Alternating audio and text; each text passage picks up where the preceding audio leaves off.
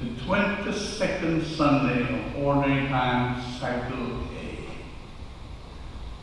When God called Jeremiah to be his prophet, his spokesperson, Jeremiah refused. He told God he was too young and inexperienced. The Lord said, "Do not say you are too young. To whom I send you, you shall go.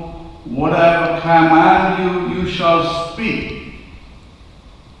The Lord also promised to protect Jeremiah from his enemies. In today's reading, after prophesying that the kingdom of Judah will fall to the Babylonians, Jeremiah is locked up in stocks. And you put around your neck and your hand.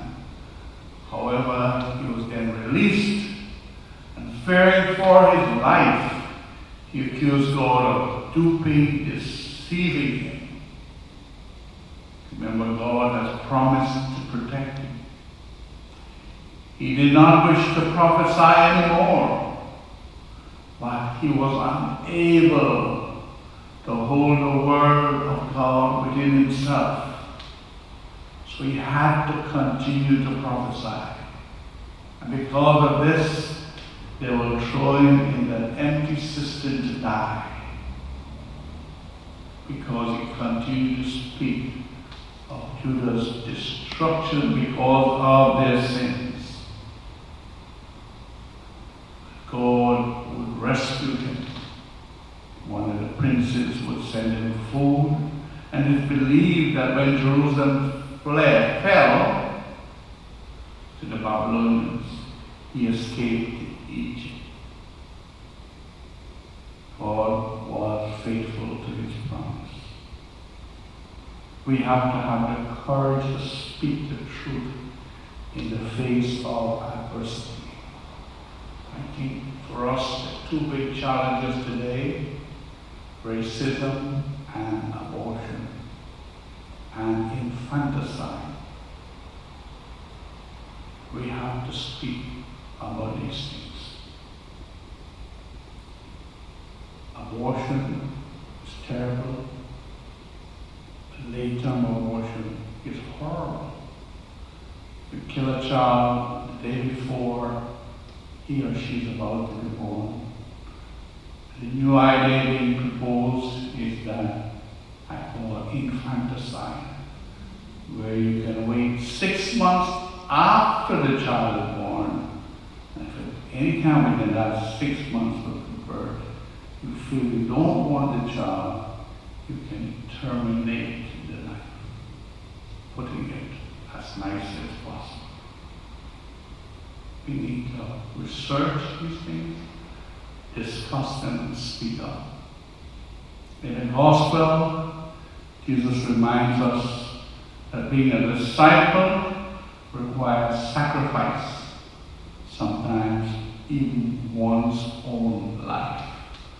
For the kingdom of God on earth, a society of peace and justice, which we are to build up to flourish, we have to overcome the greed, selfishness, and financial corruption and moral depravity of some, the powerful engage in and enjoy.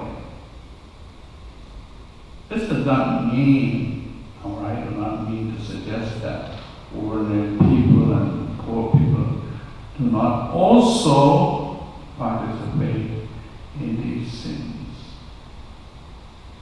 The powerful will not let us change a system that benefits them without the fact. The drug dealer does not want to see the stop the flow of drugs coming to this country, which destroys families and their children. And the some pharmaceutical giants do not want to see their overpricing come to a halt. We cannot back down and allow corruption and immorality to carry on without proclaiming the truths of the the gospel that condemn these behaviors. We have to witness to the truth and demand change without the use of violence that includes rioting, looting, and wanton destruction of other people's property. I use other people's property. I'm not going to a lot of arguments as to statutes. I'm talking about other people's property. However, ask yourself, why was some saints being destroyed and Columbus? The church was built on the blood of martyrs. After 300 years of persecution by the Roman Empire and the death of millions of Christians who refused to give up the vision of a society that Jesus taught, the mighty Roman Empire became Christian. You cannot be neutral in this fight. Whoever wishes to save his life will lose it, and whoever loses his life for my sake will find it. Have a safe and blessed week, and please reflect on your duties as a Christian.